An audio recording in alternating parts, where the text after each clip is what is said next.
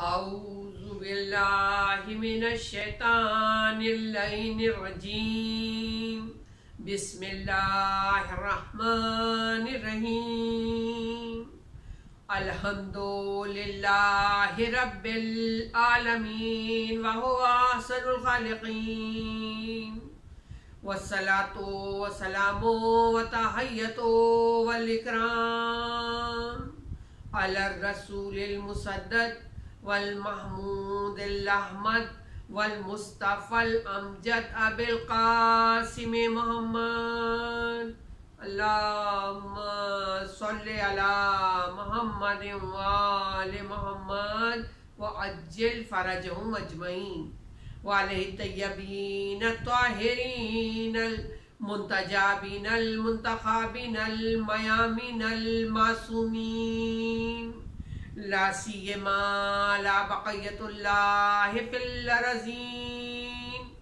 اللهم أجل فرجه وكسر أنصاره وأهلك أعداءه ولعنة الله على أعدائهم أجمعين من يومنا هذا إلى يوم الدين اللهم صل على محمد وآل محمد وعجل فرجهم أجمعين السلام علیکم ورحمۃ اللہ وبرکاتہ۔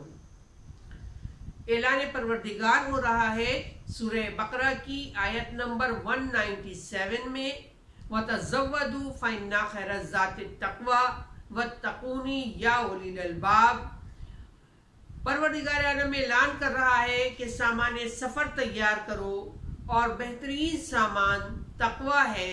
اے صاحبان عقل مجھ سے ڈرتے رہنا اور تقوی اختیار کیے رہنا۔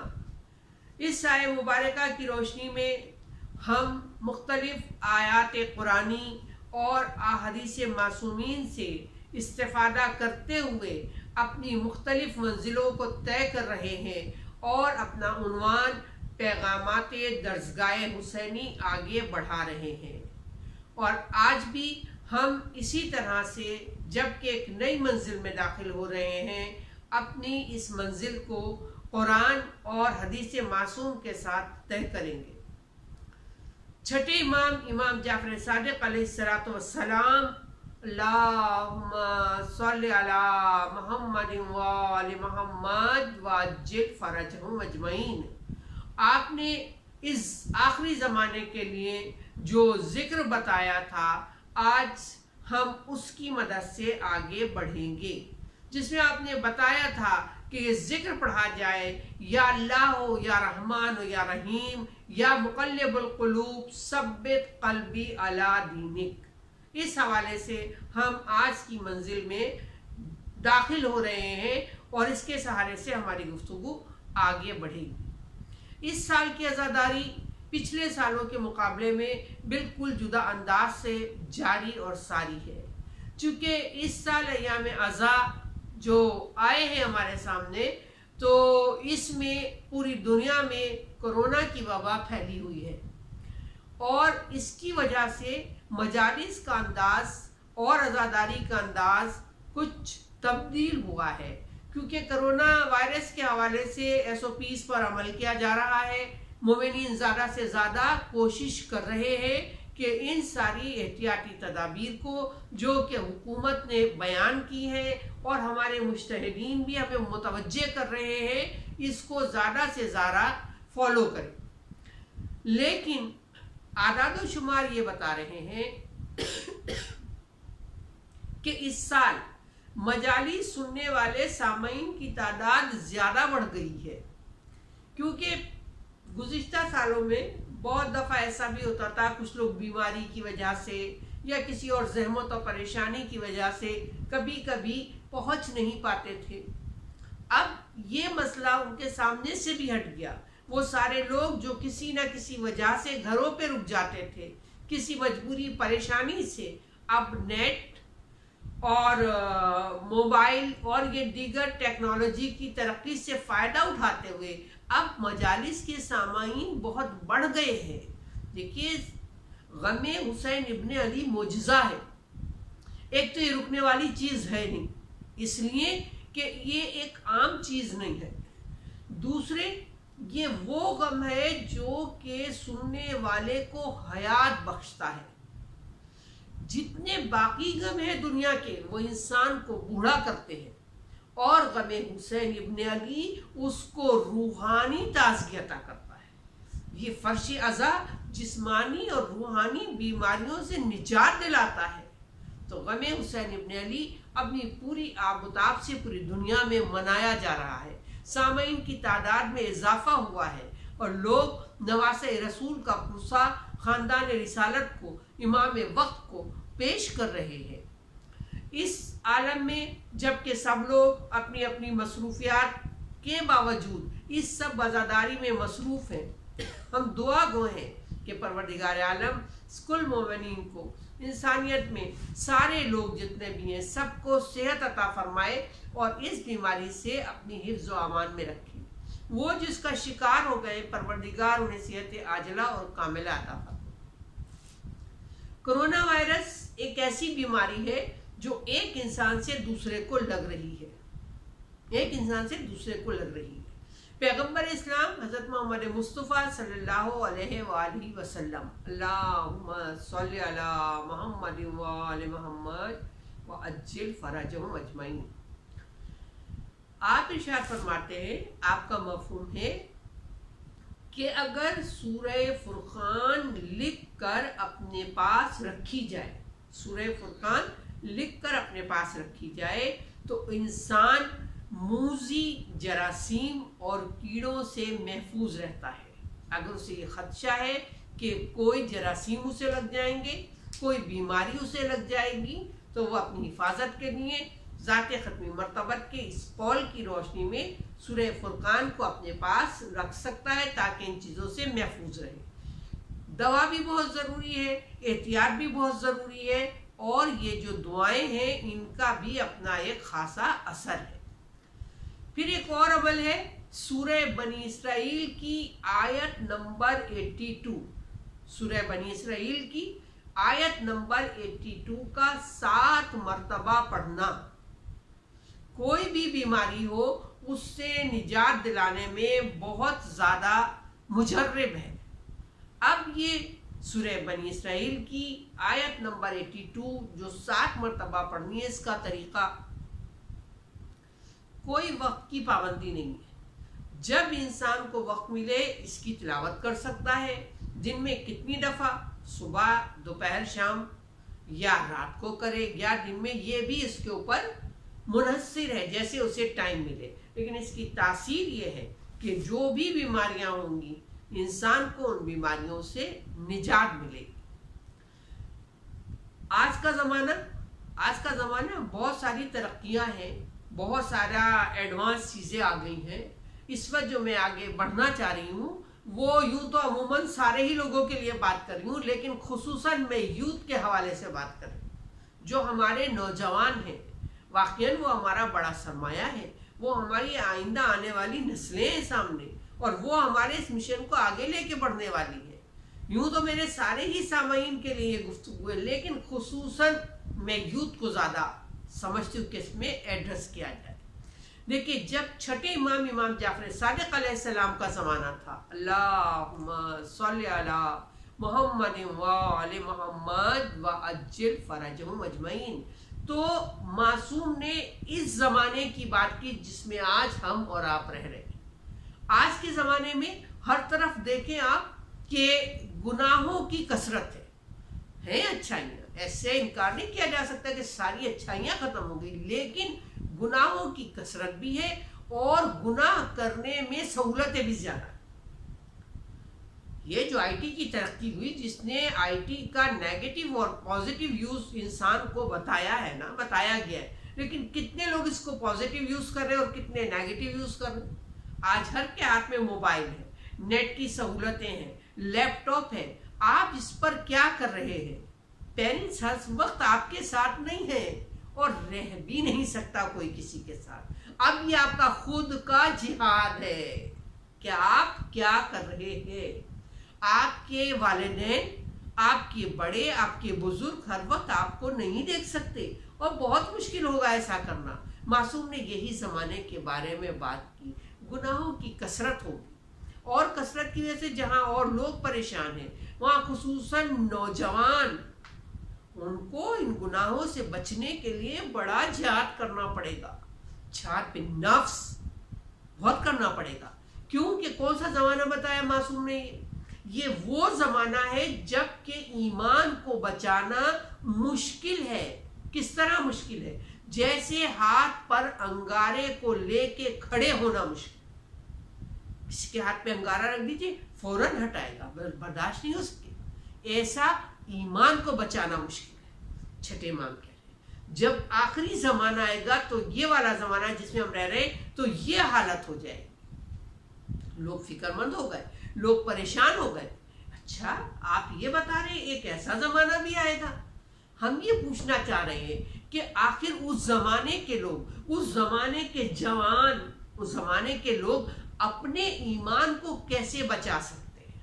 دیکھیں معصوم نے دو چیزیں بیان کی اور دونوں بالکل پریکٹیکل ہیں، بالکل ایزی ہیں، چھوٹے بچے بوڑھے جوان سب اس کو استعمال کر سکتے ہیں، اور یہ کرنا چاہیے ہمارے پروٹیکشن کے لیے، روحانی پروٹیکشن کے لیے۔ کیا بتایا؟ ایک بار بتائیں معصوم نے آپ کا مفہوم، جب بھی بیدار ہو نیند سے، غفلت سے، تو کوئی ذکر شروع کر اپنے ایمان کو اس زمانے میں بچانے کے لیے۔ جب ہر طرف سے دعوت گناہ مل رہی ہو، چاروں طرف انسان گھرا ہوا ہو، تو معصوم کہتے ہیں کہ ایک کام تو یہ کرے، جب بھی بیدار ہو نیند سے، غفلت سے، کوئی ذکر شروع کر دے۔ کون سا ذکر؟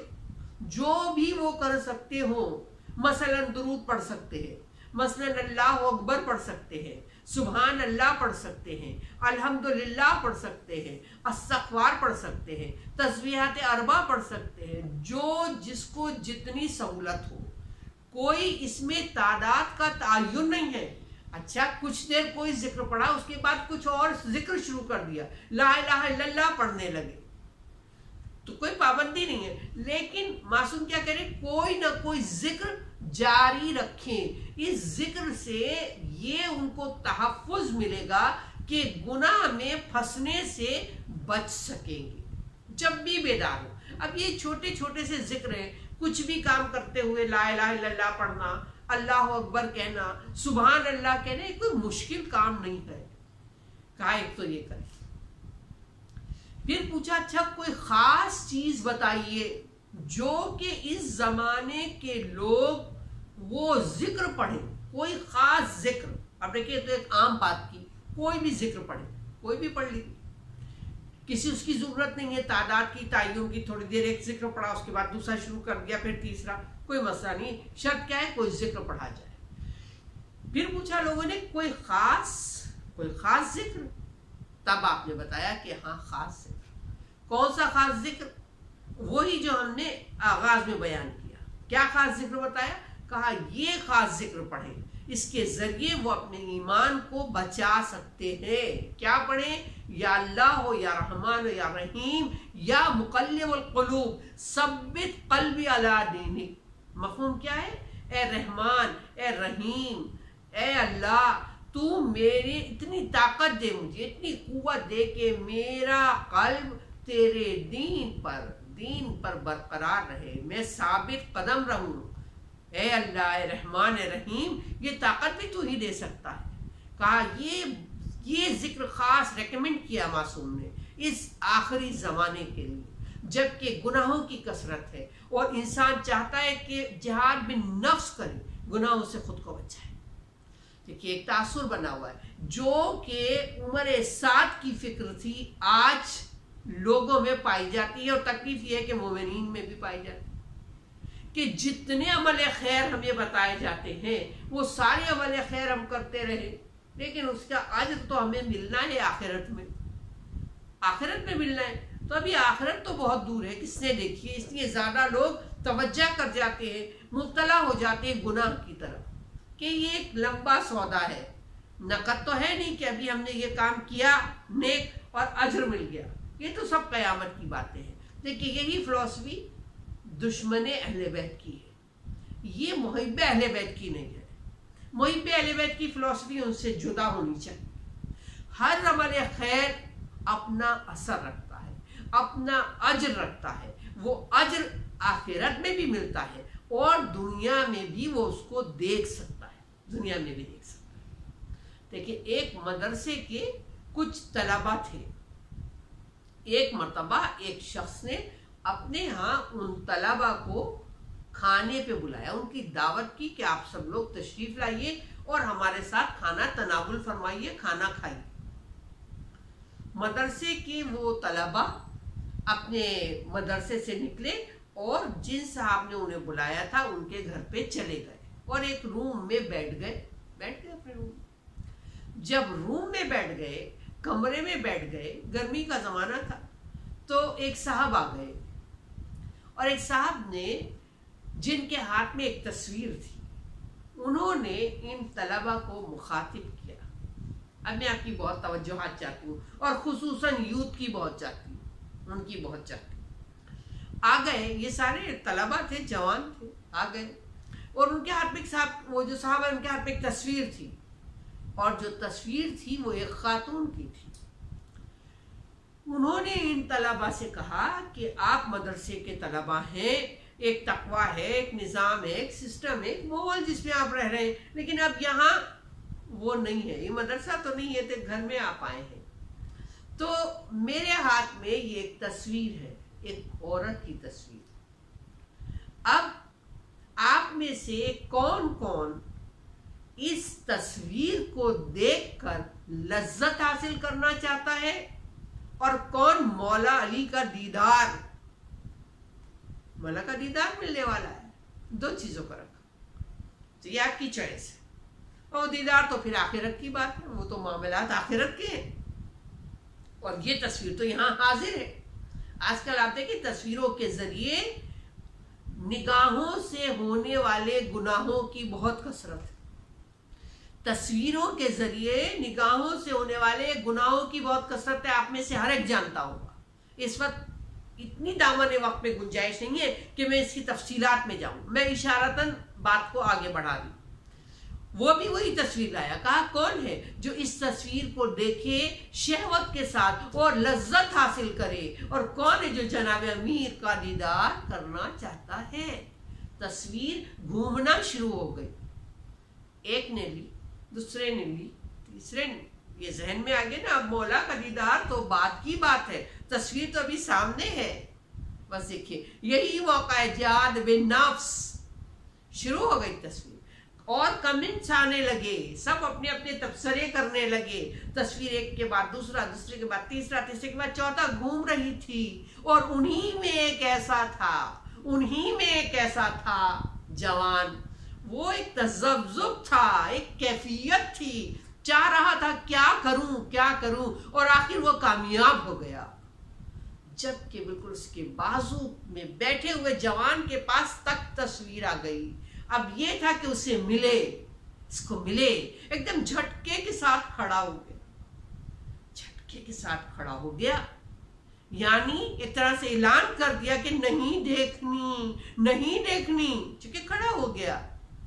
لوگ ہنسنے لگے، اس کی ہنسی اڑائی جانے لگی، جیسے آج کل دیندار لوگوں کی ہنسی اڑائی جاتی ہے، سب مذاق بنایا جاتا ہے، یہ ہم سب کے مشاہدے میں ہے۔ لوگ اس کو آوازیں کسنے لگے، ہنسنے لگے، بولے کہاں جا رہے ہو، ارے بھئی یہ تو قیامت کی بات ہے، مولا کا دیدار، یہ وہ، لیکن وہ ان کی آوازوں سے نہیں گھبرایا، پریشان نہیں ہوا، نہیں بیٹھا، تصویر کو ہاتھ میں نہیں لیا، چھوڑ دیا روم، چھوڑ دیا کمرہ، نکلا باہر، گرمی بہت تھی، باہر نکل گیا، باہر نکلا تو سیڑھیاں تھیں، وہ سیڑھیوں پر بیٹھ گیا، یعنی اس ماحول سے نکل کر آ گیا، اپنے کو بچا کے لے گیا، جبکہ سب اسی ماحول میں شامل تھے۔ اب یہ نکل گیا، تصویر اس کے بعد والے کے ہاتھ میں آئی، اور اس طرح، لیکن یہ جو نکل گیا تھا باہر، یہ شدید گرمی میں سیڑھیوں پہ بیٹھ گیا باہر، اور اپنا سر اپنے گھٹنے پہ رکھ دیا، بس ایک مرتبہ آنکھ لگ گئی، بس آنکھ لگی تھوڑی دیر کے لیے، بس جب آنکھ لگی تو خواب میں جناب امیر مولا علی علیہ السلام کا دیدار مل گیا۔ اللہم صلی علی محمد وآل محمد وعجل فرجہم اجمعین۔ وہ یہی کہہ رہا تھا، مولا کا دیدار یا یہ تصویر، سب نے اس پر کمپرومائز کر لیا، تصویر ہمارے سامنے ہے، یہ نقد ہے، مولا کا دیدار تو جب نہیں، جو جہاد بن نفس کر جائے اٹھ کے چلا گیا اور بس وعدہ پورا ہو گیا اور مولا کی دیدار مل گئی۔ واپس آیا روم میں، ابھی تو ان لوگوں کے درمیان تصویر گردش ہی کر رہی تھی، یعنی وہ اسی فعل حرام میں تھے، وہ سمجھ رہے تھے مولا کا دیدار بہت دور ہے، نہیں، اس کو مولا کا دیدار مل چکا تھا۔ بس یہی پیغام ہے یوتھ کے لیے، ایسا زبردست رکھیں اپنے آپ کو، اتنا قوی رکھیں کہ گناہوں کے حملوں سے خود کو محفوظ کر لیں۔ اب اس محفوظ کرنے میں ہماری کوئی طاقت نہیں ہے، ہماری کوئی قدرت نہیں ہے، جب تک کہ رحمت پروردگار شامل نہ ہو، اس سے توفیق نہ ملتی رہے۔ پھر یہ ذکر جو مولا نے خصوصاً بتایا چھٹے امام نے وہ زمانے میں، آج کے لیے ہمیں بتایا، یا اللہ ہو یا رحمان ہو یا رحیم یا مقلب القلوب ثبت قلبی علی دینک، یہ ذکر خصوصاً پڑھیں، نماز پہ پڑھیں، نماز کے علاوہ پڑھیں، جب چاہے جتنی دفعہ، اور اس ذکر کے علاوہ جو عمومی ذکر ہے، عام ذکر ہیں، ان ذکر کا، ان اذکار کا بھی ورد رکھیں، چاہے آپ ایک ہی کو پڑھتے رہیں، چاہے مختلف پڑھیں، چونکہ آپ اسکول جا رہے ہیں، یونیورسٹیز ہیں، ادارے ہیں، کہیں جابز ہیں، کہیں کام ہیں، لیکن یہ سارے ذکر اتنے آسان ہیں کہ آپ آرام سے کر سکتے ہیں، لیکن آپ کے بہترین روحانی پروٹیکشن کے لیے آپ میں یہ طاقت کی صلاحیت پیدا ہو جائے گی۔ جو بڑا سوال ہے آپ کا، آج کے زمانے میں گناہوں سے ہم اپنے آپ کو کیسے بچائیں؟ وَتَزَوَّدُوا فَإِنَّ خَيْرَ الزَّادِ التَّقْوَىٰ وَاتَّقُونِ يَا أُولِي الْأَلْبَابِ۔ سامان سفر تیار کرو، بہترین سامان تقوی ہے، صاحبان عقل ڈرتے رہنا، مجھ سے تقوی اختیار کے رہنا، اللہ یہی پیغام دے رہا ہے۔ دیکھیں تھوڑا اس نے اپنے آپ کو بچایا، تھوڑا اپنے جہاد بن نفس کیا، اور مولا نے اپنی دیدار کرا دی۔ پھر کیسے ممکن ہے کہ ایک آدمی اتنا خلوص سے جائے اور پھر اس کی پریشانیاں دور نہ ہو، وہ گناہوں سے نہ بچ سکے؟ بالکل بچ سکتا ہے، بالکل بچ سکتا ہے۔ کربلا والوں نے جو ہمیں اتنا خراب ماحول تھا، جس ماحول میں قربانیاں دی گئی ہیں، دیکھیے اگر یزید کا زمانہ تھا، ایک ماحول یزید نے بنا رکھا تھا اور ایک ماحول حسینیوں نے بنایا تھا۔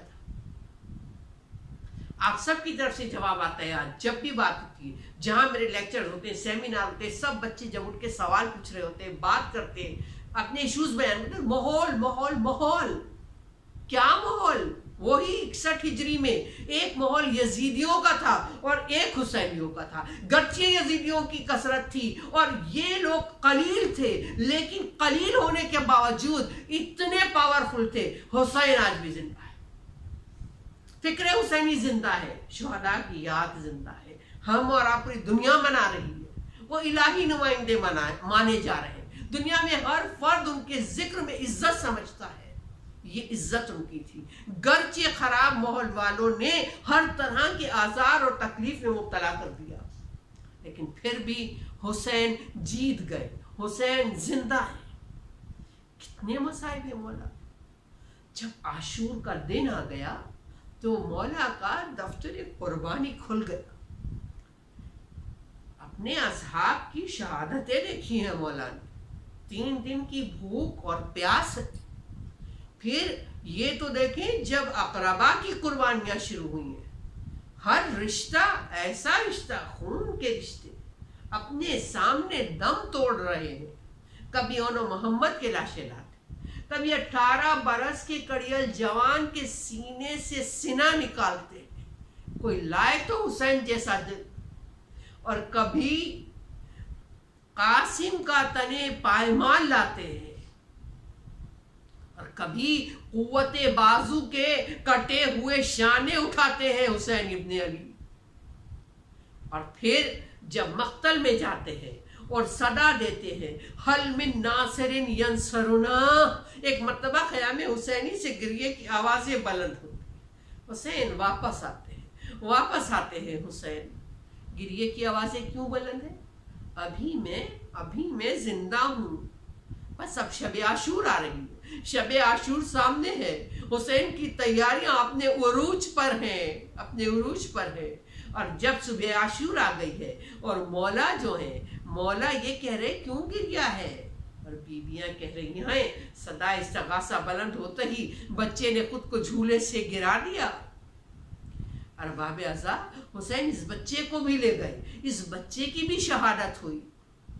لیکن دیکھیں اہل عرب میں یہ دستور ہے کہ جب وہ جانور کو بھی ذبح کرتے ہیں تو مختلف شرطوں کے ساتھ ایک شرط یہ بھی دیکھتے ہیں کہ جانور 6 مہینے سے کم کا نہ ہو. لیکن ہائے آل رسول، ہائے اصغر بے شیر، ذبح بھی کیا گیا، نہر بھی کیا گیا. حرملہ کے تیر نے اصغر بے شیر کو باپ کے ہاتھوں پہ منقلب کر دیا. یہ وہ واحد شہید ہے جس کا خیمے میں دیدار کرانے کے بعد مولا لاشہ بے شیر خیام کے پیچھے لے گئے. زہرا کا لال یہ لاشہ بے شیر خیام کے پیچھے لے گئے مولا. اور پھر ذوالفقار سے مولا نے لحد کھودی، اور لحد کھودنے کے بعد اپنے ہاتھ سے بچے کو قبر میں لٹا دیا. بہت مشکل منزلیں ہیں. اور پھر کربلا کی ریت بچے پر ڈال دی. ارباب اعضاء آپ جانتے ہیں جب کسی کو دفن کیا جاتا ہے تو مٹی کچھ اونچی کر دی جاتی ہے تاکہ نشان قبر رہے. لیکن ہائے تربت بشیر، حسین نے نشان قبر کو مٹا دیا، مٹی برابر کر دی. حسین یہ چاہتے تھے ارے اصغر کے تن و سر میں جدائی نہ ہو. لیکن ہاں حسین کا یہ چاہنا پورا نہ ہو سکا. اصغر بے شیر کا سر بینوں کے نیزہ پر بلند تھا. اور جب حسین نے بچے کی تربت بنا دی، ایک مرتبہ ہاتھ خاک آلود ہیں، حسین خیام میں آئے اور آنے کے بعد در خیمہ پر کہا السلام علیکی یا زینب، السلام علیکی یا ام کلثوم، السلام علیکی یا فضہ، السلام علیکی یا سکینہ. ساری بیویوں کو سلام کیا. حسین جانا چاہتے ہیں، حسین رخصت آخر کے لیے آئے ہیں. لیکن جب بیویوں نے سنا حسین آخری سلام کر رہے ہیں، ارے بیویاں حسین کو خیمے میں لے آئی. حسین خیمے میں آ گئے. جب حسین خیمے میں آئے ہیں تو ایک مرتبہ زینب سے کہا زینب مجھے تم سے کچھ بات کرنی ہے. لہٰذا زینب اور حسین دونوں ایک خیمے میں چلے گئے. فضہ نے دیکھا دونوں بہن بھائی ہیں، گفتگو ہو رہی ہے. جب گئے تھے تو اس انداز سے گئے تھے، حسین آگے تھے، زینب پیچھے تھی. خیمے کے اندر کیا گفتگو ہوئی کچھ نہ پتا چل سکا. لیکن فضہ نے دیکھا جب حسین باہر آئے ہیں تو اب ترتیب بدلی ہوئی تھی. اب زینب آگے تھی، حسین پیچھے تھے. فضہ سمجھ گئی حسین نے قیادت زینب کے سپرد کر دی. اب بیویاں تمہارے حوالے ہیں، سید سجاد تمہارے حوالے ہیں، سکینہ تمہارے. قیادت تبدیل ہو گئی.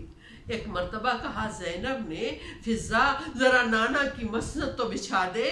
फिजा ने मसनद बिछा दी, एक मर्तबा माँ जाए को बिठा दिया, सामने आ गई ज़ैनब, कहा है मेरे भाई जरा अपना चेहरा ऊंचा करो। हुसैन ने अपना चेहरा ऊंचा किया, ज़ैनब झुक गई, भाई के गर्दन के बोसे लिए। हुसैन कहते बहन ज़ैनब ये क्या? कहा अम्मा ने कहा था जब आखिरी रुखसत को हुसैन आए तो जिस जगह शिमर का खंजर चलेगा वहां बोसे लेना। हुसैन कहते हैं अच्छा ज़ैनब अब तुम बैठ जाओ। ज़ैनब बैठती हैं, हुसैन एक मर्तबा झुक के ज़ैनब के शानों के बोसे लेते हैं। कहा ज़ैनब अम्मा ने कहा था इन बाजुओं में रेशमा बांधी जाएगी। एक मर्तबा बहन भाई की मुलाकात खत्म हुई, हुसैन सैन्य खेमा में आ गए, दाएं जानिब देखा, बाएं जानिब देखा, एक मर्तबा कहते हैं अरे है कोई जो मेरा सवारी का जानवर लाए? अरे अब ना अब्बास है, ना अकबर है, ना कासिम है। एक मर्तबा अली की शेर दिल बेटी बढ़ी, कहा भैया भैया ज़ैनब लाएगी। सवारी आ गई, हुसैन सवार हुए, लेकिन सुलझना नहीं बढ़ता। एक मर्तबा हुसैन झुके, देखा घोड़े के सुमों से सकीना लिपटी हुई है, कहती जा रही है ए सुलझना मेरे बाबा को न ले जा, ए सुलझना मेरे बाबा को न ले जा। हुसैन उतर गए, सकीना को गोद में लिया, गोद में लेने के बाद प्यार किया, शायद पानी ला सकूं, बाबा पानी नहीं चाहिए। बाबा चाचा अब्बास भी यही कह के गए थे, न पानी आया है न चाचा आए हैं, पानी नहीं। बच्ची को प्यार करते हैं हुसैन सीने से लगाते हैं और प्यार करके कुछ समझाना चाहते हैं। कहते सकीना बेटा अब तुम यतीमों की तरह रहो, यतीमों की तरह रहना सीखो। अरे सकीना बहुत कम सिन है। हुसैन की आशिक सकीना एक मर्तबा कहती है बाबा यतीम किसे कहते हैं? हुसैन झुकते हैं जमीन करबला की तरफ, मुट्ठी में खाके करबला उठाते हैं, सकीना के बालों में डालते हैं, कहते हैं सकीना अरे मर जाए जिसका बाप वो बच्चा यतीम है। हुसैन रुखसत हो गए। मातमे हुसैन